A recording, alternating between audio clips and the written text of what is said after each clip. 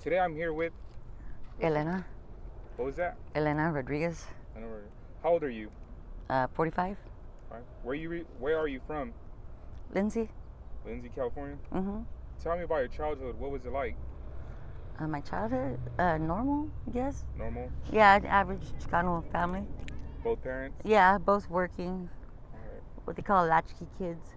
What's your living situation? I live on the river in Porterville. In like a tent, I guess. It's a tent. Yeah. How long you been living this lifestyle? Since I got out of prison, pretty much. Besides like relationships, but that was only a couple of years. But probably about like 9-10 years. What caused you to end up in this path? Independence, I guess. Well, I'm schizophrenic, so I have a hard time. My sister has mental problems too, so it's kind of hard for both of us to live at home. So it's my mom and dad can't take care of both of us, you know. So yeah, we don't get along too well. How long you do prison time? I did 2 years. 2 years? Yeah, and then I did a couple violations, but those are little things. Where do you sleep at night? In my tent. Your tent here in the river? On the river, yeah. Do you do any substance, like any drugs? Heroin addict. Heroin? I mean, I just barely started doing that again. Was clean for 9 years, and I don't know, I fell back into it. So how old were you when you first started? I was 23. 23? Yeah. Who introduced you to this substance? A relationship, a guy that I had gotten with. I was with him about 7 years. Yeah, he got shot and killed in Lindsay. Yeah. Have you ever had any bad trips with this substance? A bad what? A bad trip, like bad experience? Oh, every day it's a bad experience. You detox. Well, you get sick if you don't have it. So, but I do so little. I'm trying to get on the methadone program. It's just getting up and getting to the program. They're free, but you know.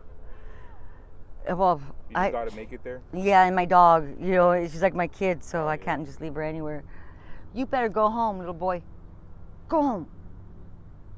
Do you feel trapped in this addiction? Yes, I do. Have you tried getting help? Yeah, I have. I'm trying to get off of it. I'm trying to, like I said, I'm trying to get on that methadone program, so I can. What would it take for you to get to that program? Probably just a little support, somebody to get me there. And so have you tried getting help? Oh yeah, like I said, I was off of it for like 9 years. Yeah, I was at a friend's house where they had a lot of fentanyl, and I tried it a couple times. The only way to get off of that is through heroin. It's crazy. That's a killer though. Fentanyl's a killer. Yeah. So I got stuck doing this, and I've just been hell for the past year. Has anyone offered you help, like family or friends? Yeah, actually, I've had a few people that have offered to help me get that Suboxone, so that I can just so I can get through the DTs, the detox, and they just fell through, and empty promises. Okay. So I'm just gonna reach out to the actual programs now. Yeah, but to kick, I probably have to get locked up, but I'm too old for that. You know what I mean? I've been clean off of that for so long, and then this year's been hell though. I was out here not because of drugs. It was family problems. Family? Has your family contacted you? No, they don't have nothing to do. They haven't reached out? No. Or have you reached out? I do all the time. I have older kids. Like I said, I was clean for a long time, but they didn't give me the acknowledgement. Oh, okay. So. How many kids you have? I have 3. 3?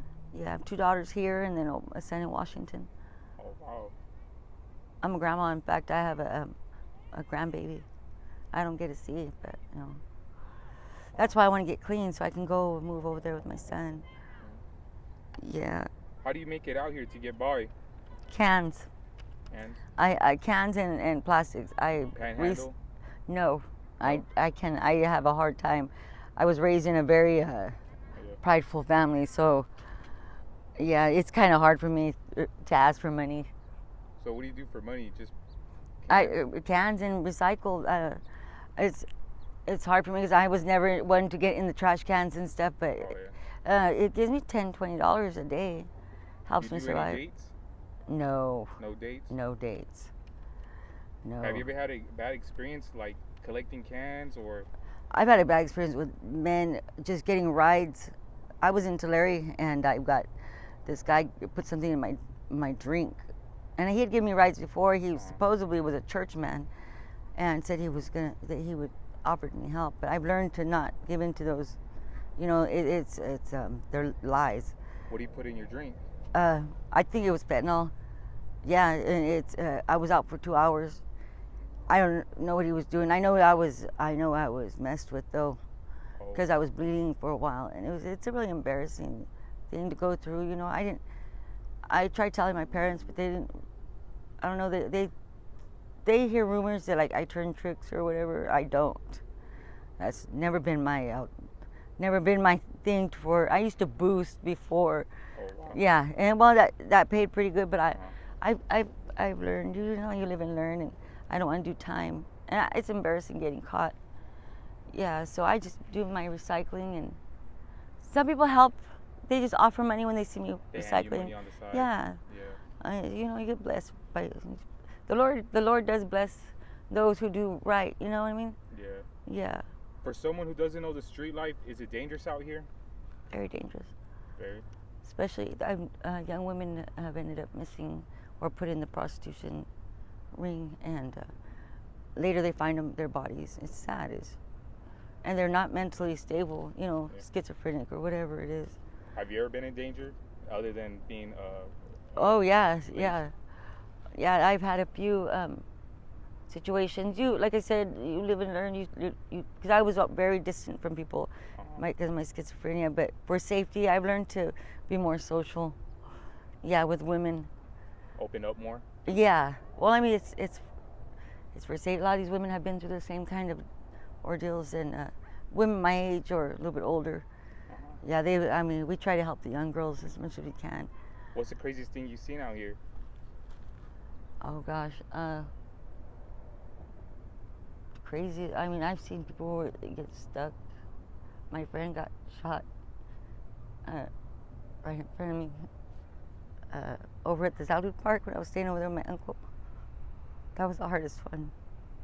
Yeah, I'm sorry to hear that. yeah, me too. He was a That- good that man. was tough. Yeah, he had a little 5-year-old boy and older kids and grandkids, and he was I mean, he came from this kind of lifestyle, not on the streets, but you know, he into the criminal thing. But he had been out of it for so long. He was a Christian man. Uh-huh. Yeah, I just don't understand. They call them dropouts, but So they're the gang lifestyle. yeah, they were youngsters trying to make a name for themselves. Uh-huh. What advice will you give a young viewer watching this?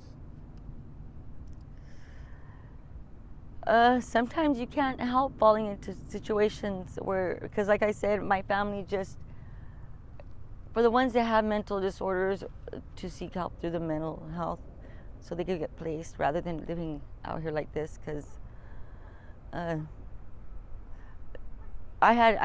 was going to the mental health, and they had put me in a boarding care, and they do help you, or you know, not to do drugs out here if they do end up in a situation like this, because it's hard to get help, and not to fall into the gang activity or into the fast money.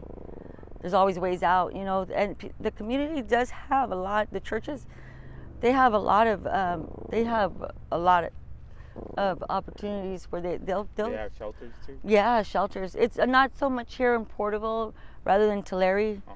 Tulare, Visalia, they do have more shelters. Actually, Tulare County does not provide as much help as other places.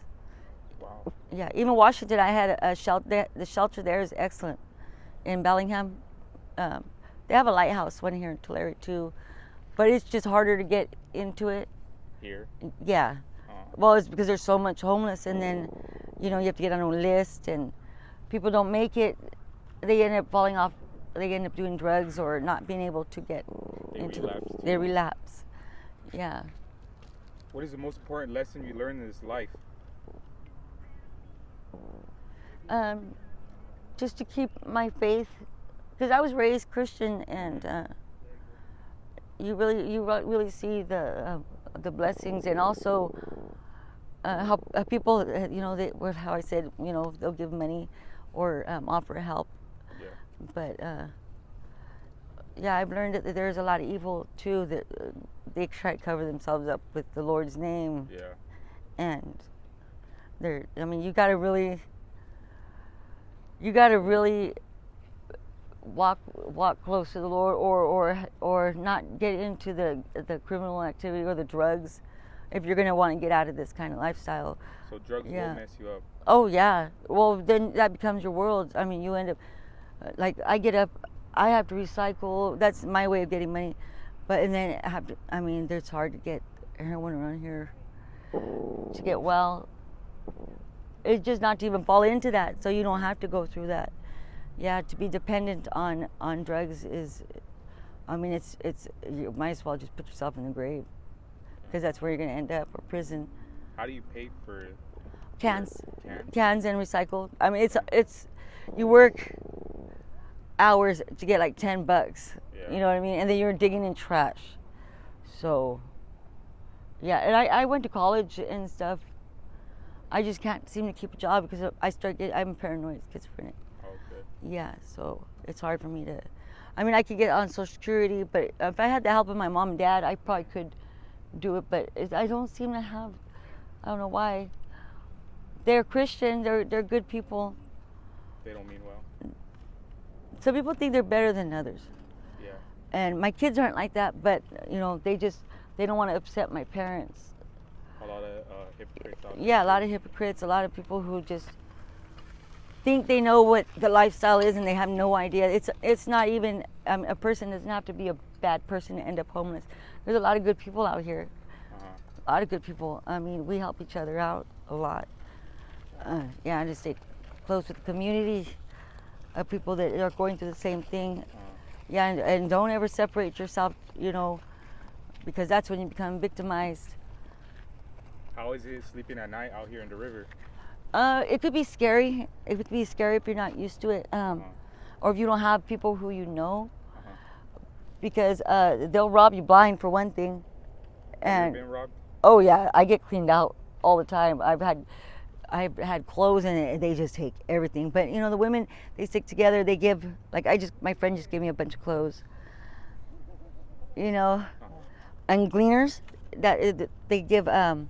They help a lot of the homeless, but they do Wheels on Meals and stuff like that. Secondhand store. Yeah, I go there, and $3 I get a whole bag of clothes. Yeah. Yeah, you gotta just know your resources. The community does offer food. They feed us actually right here at the behind the Progreso right here. Yeah. They give burritos in the morning, and then lunch and dinner. That's a new program too, right? Yeah, it's fairly recent. Yeah, for the past couple of years. I had a friend die on the side of the tracks right there near Zaluk Park as well. Oh, that was recent too. Sophie Gonzalez, yeah. They found her dead. It was neglect. She had Huntington's disease. She couldn't balance right. She couldn't walk. And for some reason, the city doesn't. I told the center, and they didn't go out, and they didn't check on her. And she ended up dying of pneumonia out there. Malnutrition. Just out there. Yeah, one of the guys had chased me off, and I used to wash her clothes and take her food, and a couple of the other guys tried watching after her, but people get put in jail, or I got run off by one of the other guys that were there in that little group. I don't know why but anyways, they were a bunch of drunks. Yeah. Yeah. So is it true you can't stay at a certain spot in the river because other people will kick you off? If you're doing things that child molesters are not welcomed here. Oh wow. Or people that are rapists, or if you're doing people dirty and stuff like that, yeah, they'll chase you off.